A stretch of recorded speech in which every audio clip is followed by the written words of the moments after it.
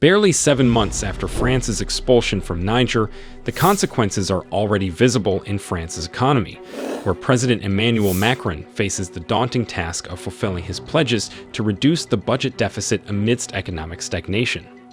The expulsion has disrupted France's economic activities, limiting its ability to generate the necessary growth. Macron's plans for fiscal stability and economic prosperity are hampered as the country deals with the fallout from strained diplomatic relations with Niger. This situation highlights the relationship between geopolitics and economic performance, emphasizing the profound impact of diplomatic disagreements on a country's economy. In a remarkable turn of events, Niger, despite its geographical and geopolitical challenges, emerges as a beacon of economic growth in West Africa. Projections indicate that Niger is poised to achieve the highest economic growth rate in 2024, defying expectations amidst its complex regional dynamics.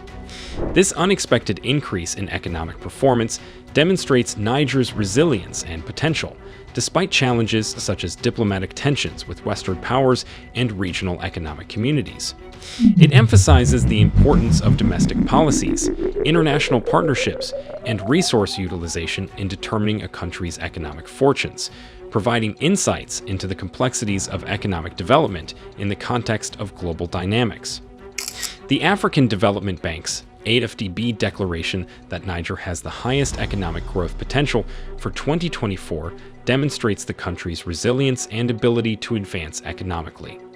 This affirmation is all the more intriguing when compared to the events that came before it, most notably the expulsion of French forces from Niger about 7 months prior.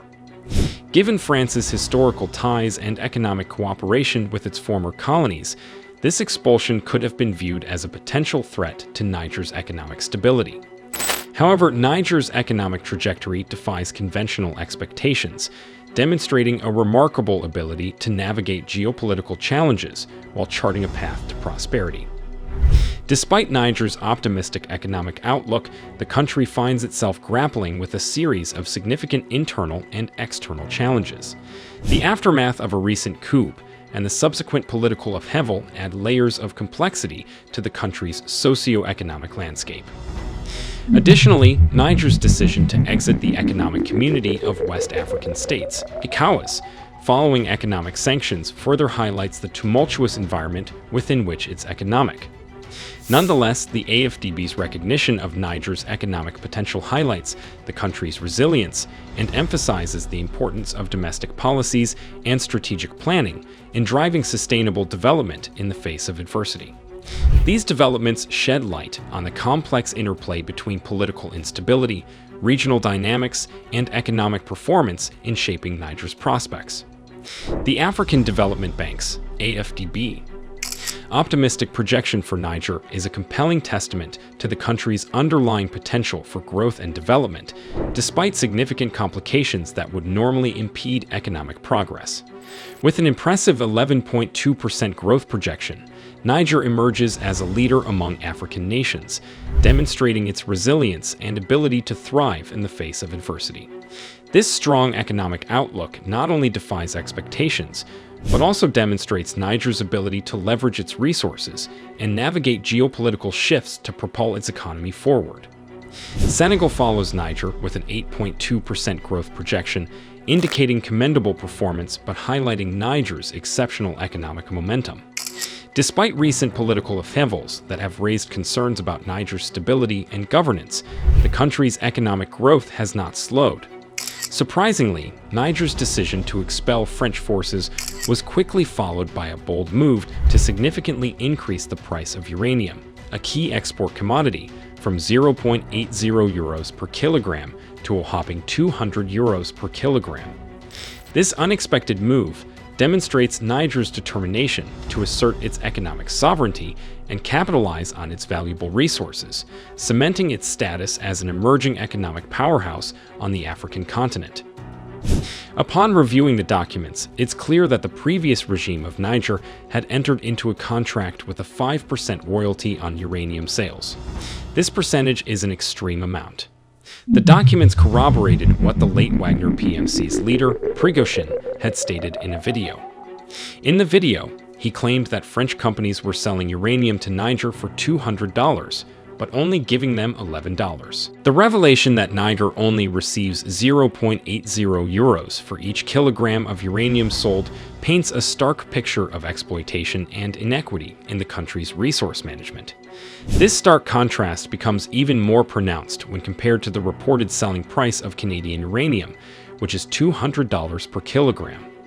This shocking disparity not only highlights the blatant injustice inflicted on Niger, but it also raises serious concerns about the fairness and transparency of the previous regime's dealings with Niger's uranium resources. The situation highlights a systemic imbalance in global resource trade and draws attention to predatory practices frequently carried out by powerful nations at the expense of resource-rich but economically vulnerable countries such as Niger. The difference in uranium prices between Niger and Canada exemplifies how economic disparities and unequal power dynamics can lead to exploitation and marginalization. It also calls into question long-held assumptions about fairness and ethical behavior in international trade relations. The stark price disparity highlights the critical need for reform and accountability in natural resource management and exploitation to ensure that countries such as Niger are fairly compensated for their invaluable contributions to the global economy. Niger's recent bold moves, such as adjusting uranium prices and expelling foreign troops, particularly those from France and the United States, represent a significant shift in the country's diplomatic and strategic posture.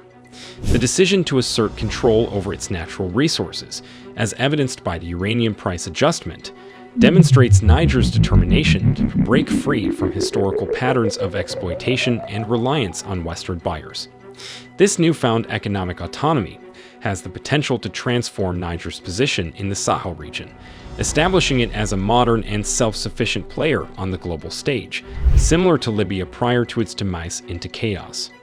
The expulsion of U.S. troops strengthens Niger's resolve to assert its sovereignty and pursue an independent foreign policy agenda.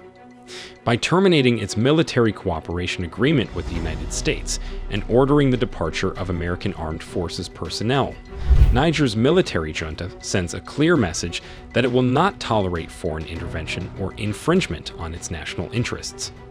This decision not only upends the United States' regional strategy, but it also reflects Niger's growing assertiveness in shaping its own security dynamics and forming alliances based on mutual respect and benefit. As Niger navigates these turbulent waters, its actions highlight the complexities of power dynamics and strategic calculations in the Sahel, with far-reaching consequences for regional stability and geopolitical dynamics. Niger's recent decision to distance itself from Western countries aligns with a broader trend observed among nations in the Sahel region, where there is a growing inclination towards partnering with Russia. This strategic shift reflects a recalibration of diplomatic and military alliances, driven by factors such as perceived mutual interests, geopolitical considerations, and a desire for greater autonomy. The move away from Western partnerships raises questions about the efficacy of traditional approaches to security and development assistance in the region, while also highlighting the evolving dynamics of global power competition. American officials expressed concerns during meetings about Niger's military government potentially striking a deal with Iran to gain access to the country's significant uranium reserves, adding to the situation's complexity. This apprehension highlights the multifaceted nature of geopolitical relations in the Sahel, where economic interests intersect with security concerns and individual nations' strategic decisions can have far-reaching consequences for regional stability and global relations. Furthermore, the rejection of military ties with the United States comes after Niger's withdrawal of troops from France, indicating a broader rethinking of foreign interventions and the role of former colonial powers in the region's security environment. As Niger navigates these diplomatic challenges, the geopolitical ramifications of its decisions reach far beyond its borders, shaping the contours of global power dynamics in the Sahel and elsewhere. France's recent actions and presence in the Sahel region have sparked concern and criticism, particularly in Niger. The perception of France as a pariah stems from concerns expressed by Niger's military spokesman, Koulam Amadou Abderrahmane, who describes the American presence in Niger as illegal and contrary to constitutional and democratic principles. Abderrahmane emphasizes the importance of consulting the sovereign people and their elected representatives before establishing foreign military bases on national territory. The sentiment echoes a broader sense of sovereignty and self-determination, reflecting a growing skepticism of foreign interventions in the region. The significant presence of American personnel in Niger, particularly at the U.S. airbase established in 2021, exacerbates tensions over military occupation and sovereignty, particularly in light of the political upheaval following the July 2023 coup. The aftermath of the coup has severely limited U.S. military operations and activities in Niger. With the suspension of drone operations and the cessation of development and security aid, the United States is faced with the challenges of navigating a rapidly changing political landscape marked by instability and uncertainty. The restrictions imposed on U.S. troops highlight the profound impact of political events on foreign military engagements, as well as the challenges of maintaining strategic partnerships in the face of geopolitical volatility. As Niger goes through a political transition and deals with the consequences of military rule, questions about the legality and legitimacy of foreign military presence in the country loom large, influencing the course of diplomatic relations and security cooperation in the Sahel region. The cooperation between Niger and the United States, particularly in military operations and the fight against terrorism, has been fraught with controversy due to perceived legal and constitutional violations. The assertion is made that the American presence on Nigerian soil is illegal because it violates constitutional and democratic principles. This argument is based on the premise that any foreign military presence on national territory must be subject to consultation and approval by the sovereign people, as facilitated by their elected representatives. The lack of such consultation raises concerns about the legitimacy and legality.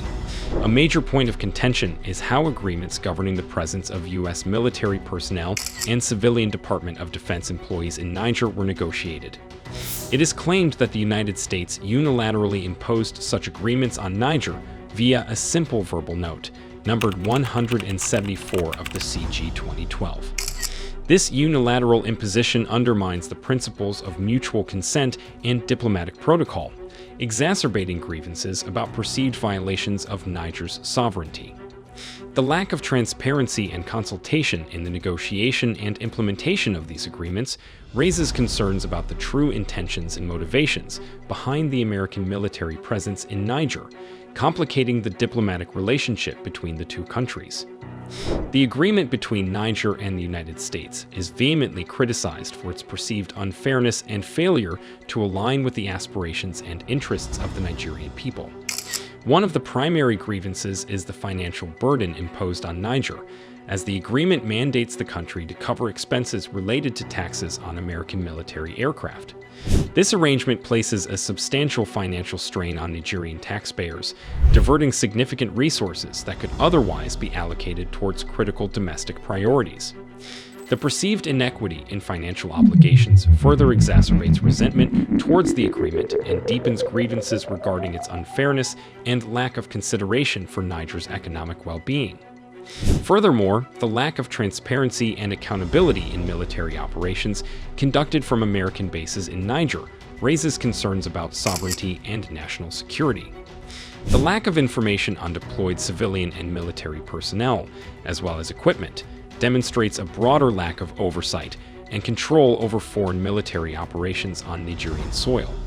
This lack of transparency undermines trust in the bilateral partnership and heightens concerns about external actors exploiting and manipulating it. Since the establishment of the National Council for the Protection of the Fatherland on July 26, 2023, there has been a significant shift in the dynamics of Niger-U.S. military cooperation. In response to this development, the U.S. government unilaterally and abruptly suspended military cooperation in Valation, citing Article 7 of the 2008 Consolidated Appropriations Act. This decision, while ostensibly in accordance with legal provisions, raises concerns about the true reasons for the suspension and its implications for bilateral relations. By invoking a legal clause without fully carrying it out, which would require the withdrawal of American soldiers from Nigerian territory. The United States risks undermining trust and goodwill between the two countries. Finally, what are your overall thoughts or opinions on the topic we discussed? We value your feedback and would appreciate it if you could subscribe to our channel, like our videos, share them with your friends and family, and provide it in the comments section below. Thanks for watching. See you later.